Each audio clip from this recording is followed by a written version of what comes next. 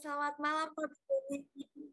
Oke, malam Alfi. Oke, bagaimana nih Pak kabarnya? Alhamdulillah sehat selalu. Ya, Alhamdulillah, Ya. semoga dalam keadaan sehat selalu ya Pak. Nah, ngobrol santai pada malam hari ini kita akan membahas topik yang berkelanjutan juga Pak dari yang kemarin. Karena kita sudah membahas defisit roadmap, sekarang juga kita membahas bagian dari defisit roadmap yaitu infrastruktur. Nah, yang pertama mungkin dari Pak Badawi bisa menjelaskan nih infrastruktur itu maksudnya kayak gimana sih Pak? Oke, Alfi, thank you.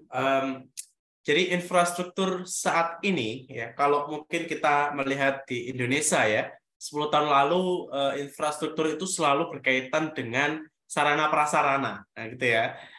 Hal-hal yang sifatnya adalah bangunan. Ya. Nah, saat ini sebetulnya infrastruktur itu tidak hanya gedung, ya, tidak hanya sarana prasarana yang fisik ya seperti yang kita lihat sebelumnya, tapi juga bisa termasuk juga adalah infrastruktur digital. Nah, jadi infrastruktur digital itu termasuk di dalamnya seperti eh, aplikasi hardware gitu ya, kemudian server database, kemudian juga mikrotik untuk jaringan internet dan lain sebagainya. Jadi roadmap divisi infrastruktur ya ini adalah roadmap yang memang digunakan atau dijadikan acuan oleh divisi yang menangani bagian infrastruktur.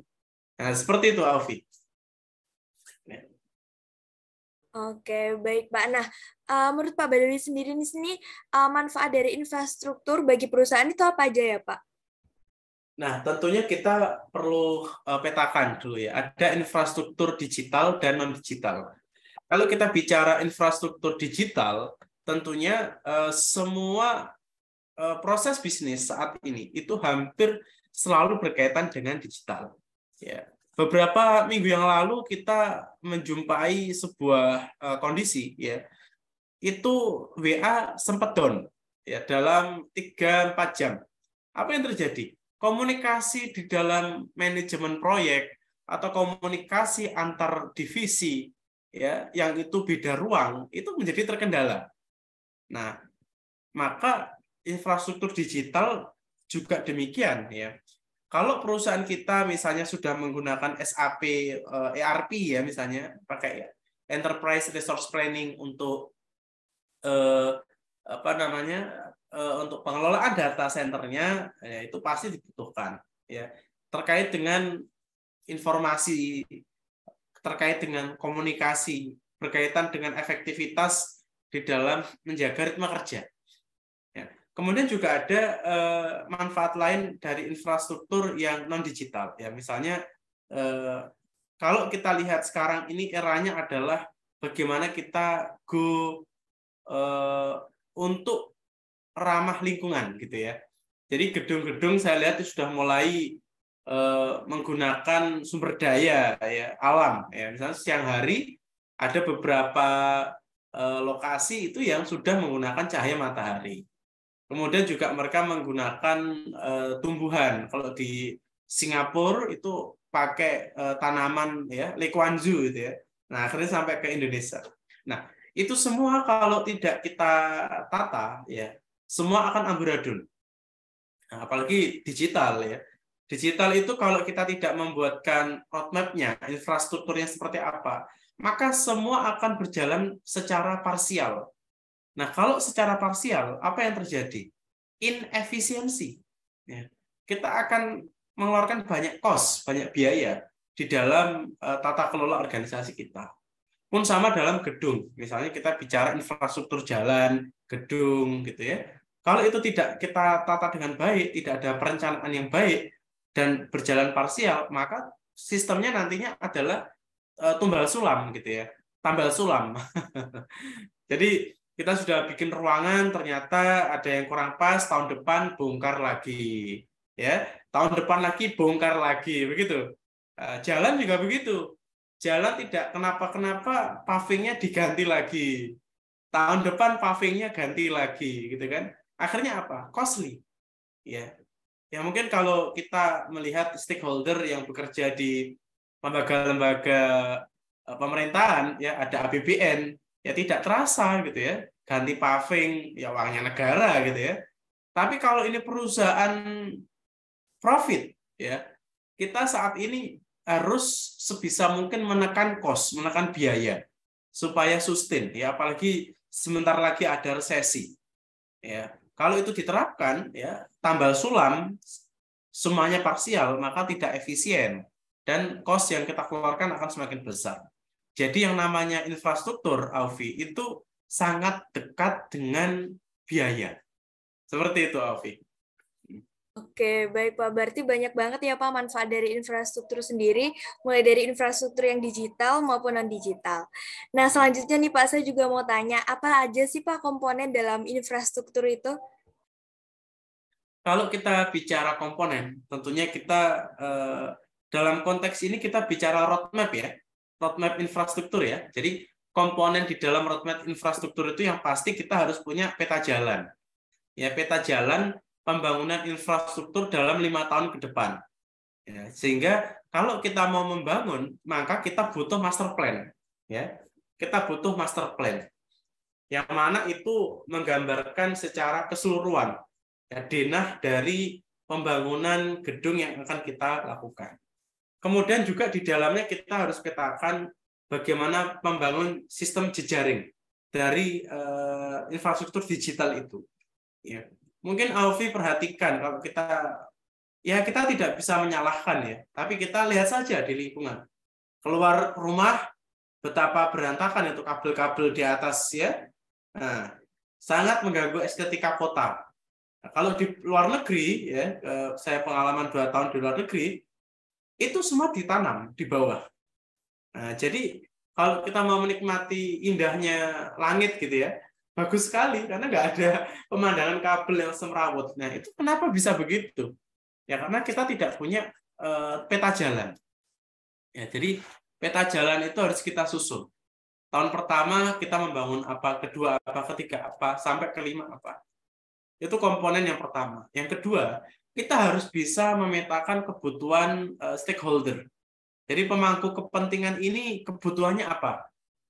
Apakah kebutuhannya itu lebih mengarah kepada urban living gitu ya.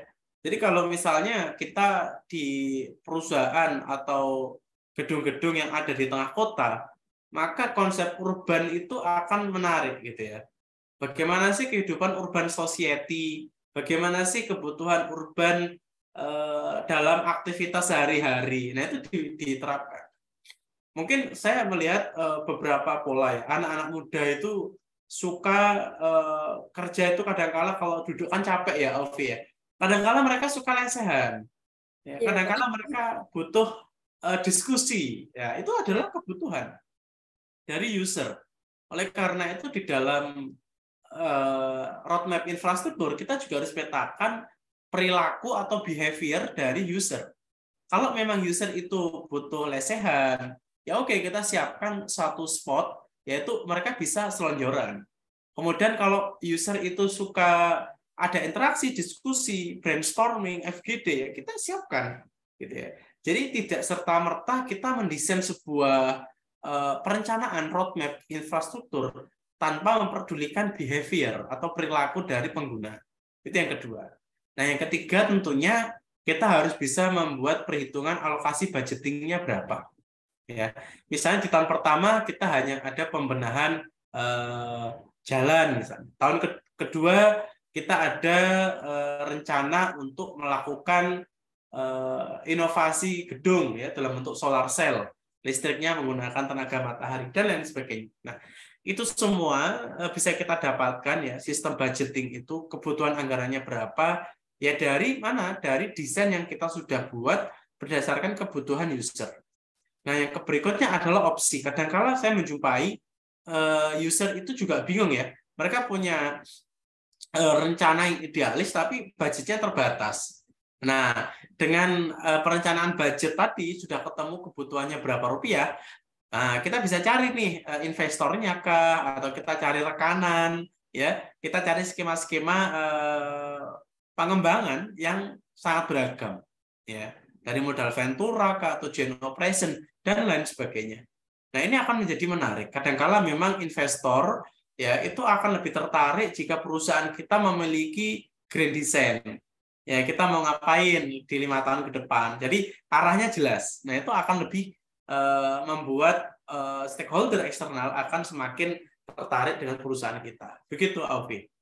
Oke, baik Pak Batowi. Jadi komponennya itu mulai dari peta jalan, kemudian stakeholder, perhitungan budgeting hingga opsi. Sangat complicated semua dan saling berhubungan ya Pak satu sama yang lain. Nah, oke, selanjutnya Pak, mungkin saya mau tanya juga nih Pak, bagaimana tahapan untuk menyusun roadmap infrastruktur yang baik? Yang pasti kita tidak terlepas dari user ya. Seperti saya sampaikan tadi, jadi kita pasti akan sering melakukan FGD, ya, kita melakukan survei, bahkan kala kita survei kepada lokasi-lokasi di mana berkaitan dengan tempat kita akan membangun sebuah infrastruktur itu, ya. Dan tahapannya memang kita harus penggalian ide di awal itu ya, yang mana nanti penggalian ide itu berkaitan dengan bagaimana langkah kita dalam membangun infrastruktur itu bisa mempercepat pencapaian visi misi. Ya, kembali lagi ya ke visi misi perusahaan. Ya, kalau visi misi perusahaan itu pengen lari cepat, ya bagaimana infrastruktur ini bisa mensupport atau mendukung arah itu gitu ya.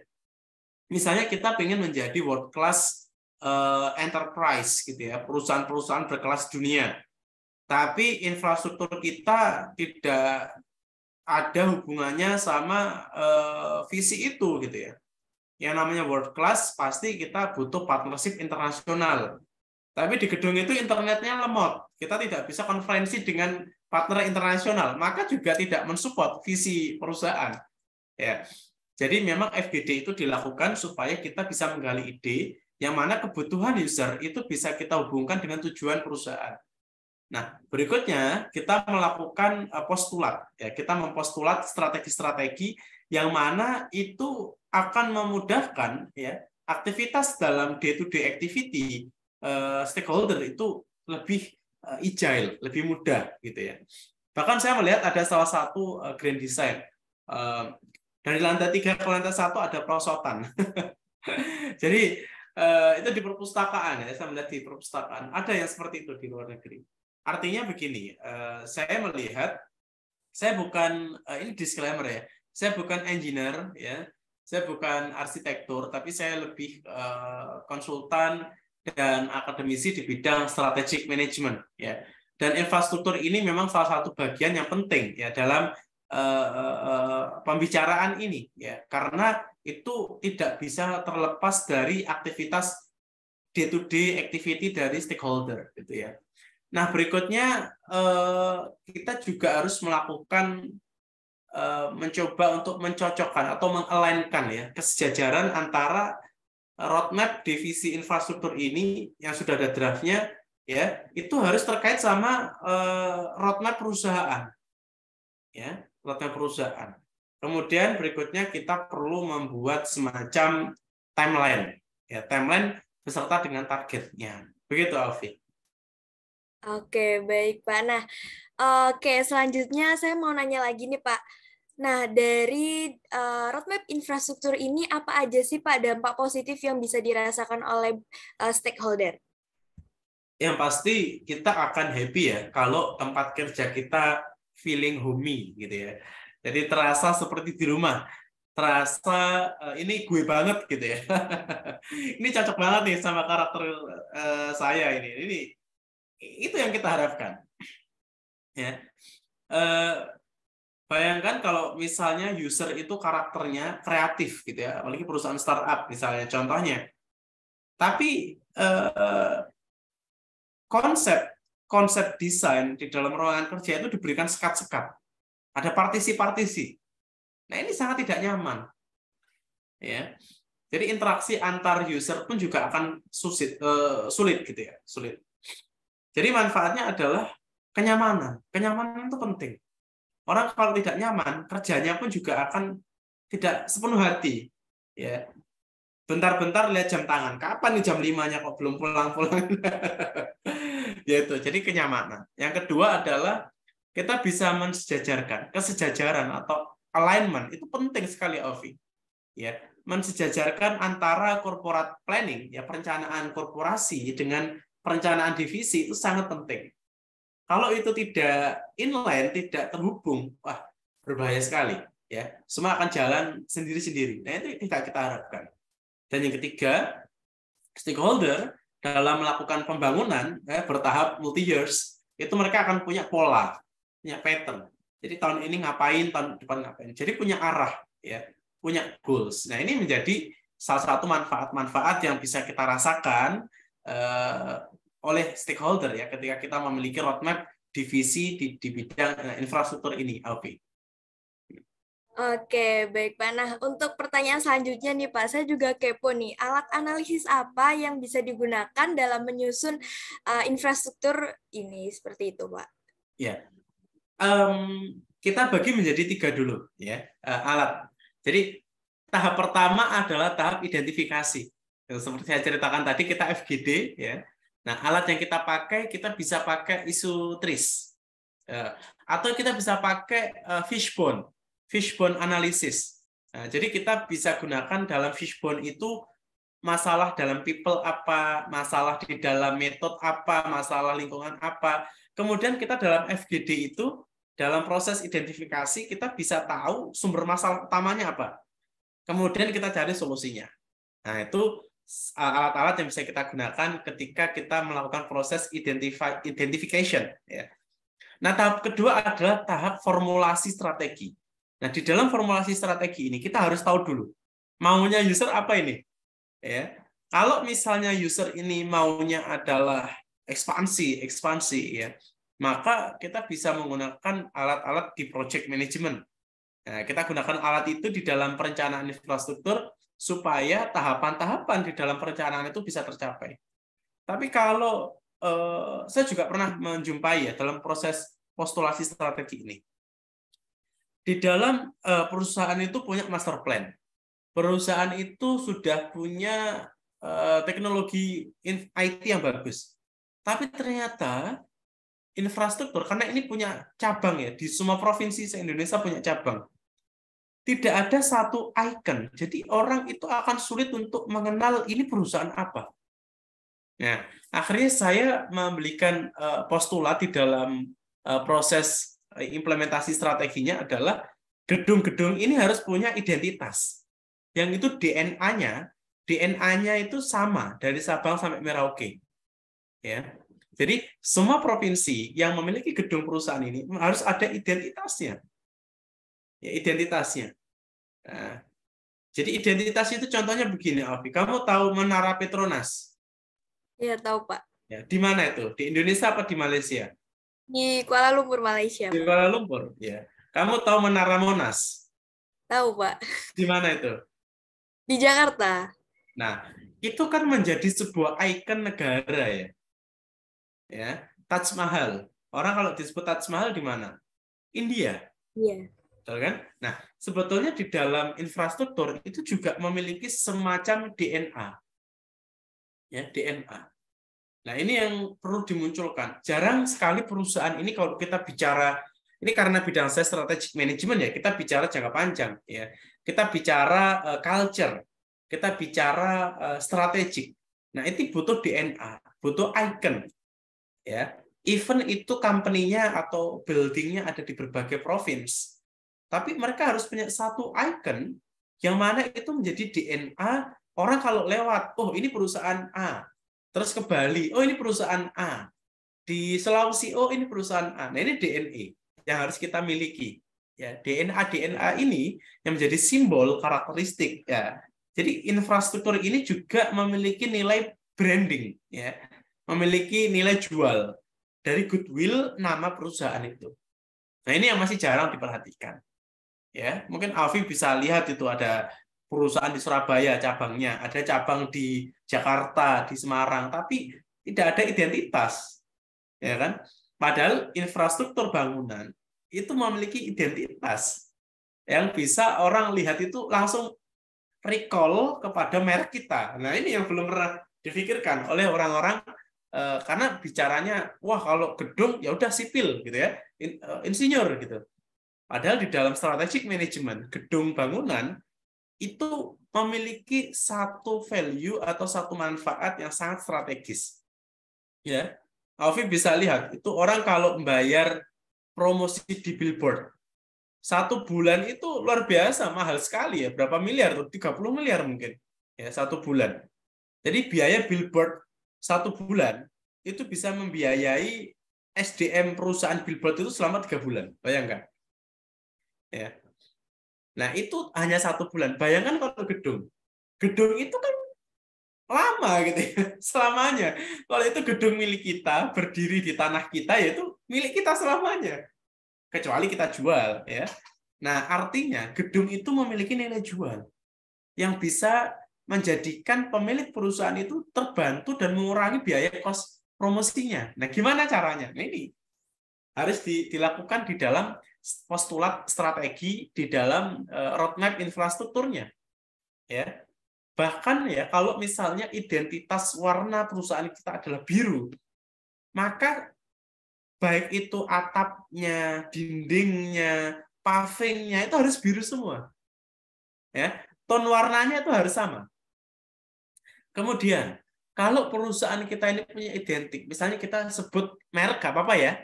Nah, misalnya gudang garam. Ya, gudang garam.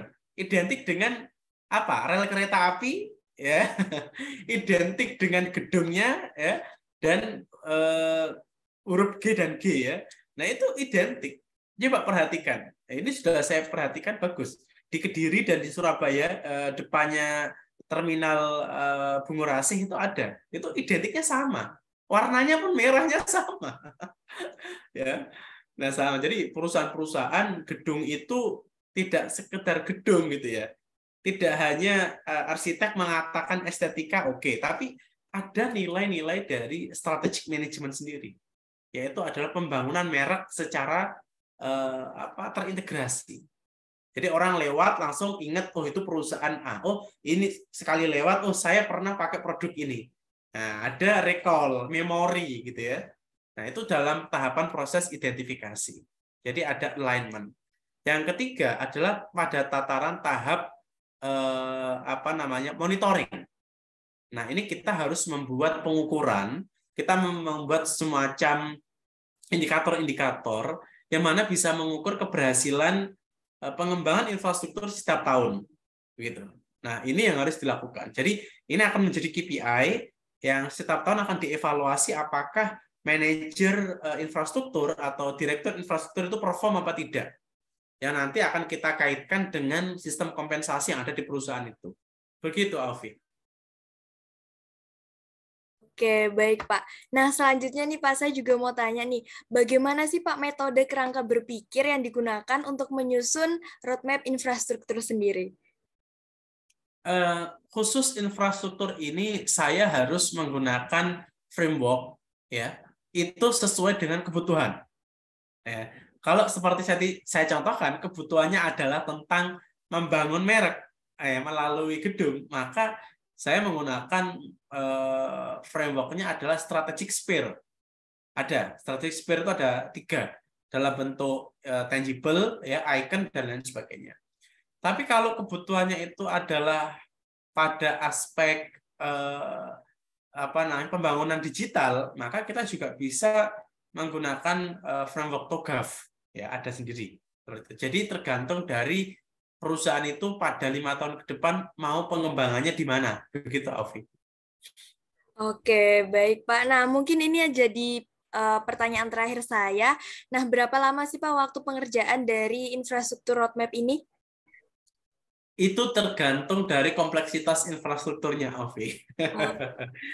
Jadi kalau misalnya saya diminta untuk membangun infrastruktur digitalnya bersamaan dengan gedungnya, ya, di dalam roadmap itu maka digabung juga antara framework-nya digital, framework-nya untuk pembangunan fisik, gitu ya. Dan digabung apalagi kalau kita bicara visi. Ya, itu nanti kita hubungkan juga ini gedung visinya ini harus seperti apa. Ya memang ini sebuah pekerjaan yang nanti akan diteruskan sama insinyur, sama arsitektur gitu ya. Jadi arahan di dalam roadmap infrastruktur ini kita turunkan dari visi misi kemudian nanti dari engineer yang akan mengimplementasikan di dalam prototipe gedung, prototipe jaringan internet digital dan lain sebagainya. Jadi ini tergantung dari kompleksitasnya. Tapi secara umum ya biasanya juga para praktisi ini maunya spesifik. Oke Pak, 5 tahun saya fokus aja digital. Oke Pak, 5 tahun saya fokus gedungnya. Bagaimana ini representatif branding atau representatif menjadi visi misi perusahaan. Yaitu kurang lebih 3-4 bulan, Alfi. Seperti itu. Oke, Pak. 3-4 bulan waktu yang cukup lama juga ya, Pak. Tapi bisa juga disebut singkat karena sangat kompleks juga. Nah, oke, Pak. Terima kasih banyak, Pak Badawi, atas waktunya. Kita akhirnya malam ini sudah menuntaskan ya, Pak, materi mengenai infrastruktur roadmap. Terima kasih banyak, Pak Badawi. Terima kasih, Alfi. Selamat malam. Selamat malam.